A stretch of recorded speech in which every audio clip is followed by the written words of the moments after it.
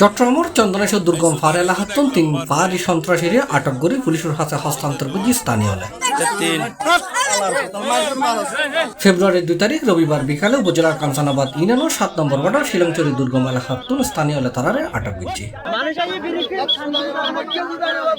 স্থানীয় সূত্রে জানা গিয়ে দীর্ঘদিন ধরে ফাঁড়ি সন্ত্রাসী হলে দুর্গম এলাকায় নাকি ফাতফাতি শ্রমিক এবং ক্ষুদ্র ব্যবসায়ীরা অপহরণ করে মুক্তিপণ আদায় করে এসেছে।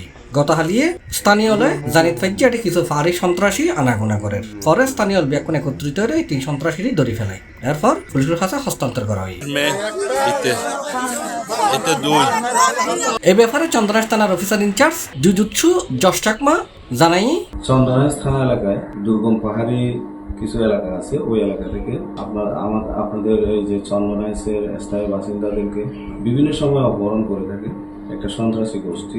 তারা অপহরণ করে মুক্তিপণ দাবি করে আসছে। তো এর প্রেক্ষিতে আমরা পুলিশ এবং জনগণের সম্পৃক্ততায় আমরা তৎপরতার কারণে গতকালকে দুপুর টাইমে 3 জনকে সন্দেহজনকভাবে এলাকাবাসী যখন আটক করে তখন আমাদেরকে সংবাদ দেয়। আমরা তাদেরকে হেফাজতে নিই, ব্যাপক জিজ্ঞাসাবাদে তাদের সংশ্লিষ্টতার কিছু সত্যতা পাওয়া যায় এবং এজাহার প্রাপ্তি সাপেক্ষে আমরা আইনগত ব্যবস্থা গ্রহণ করি এবং তাদেরকে আমরা বিজ্ঞ আদালতে সোপর্দ করি।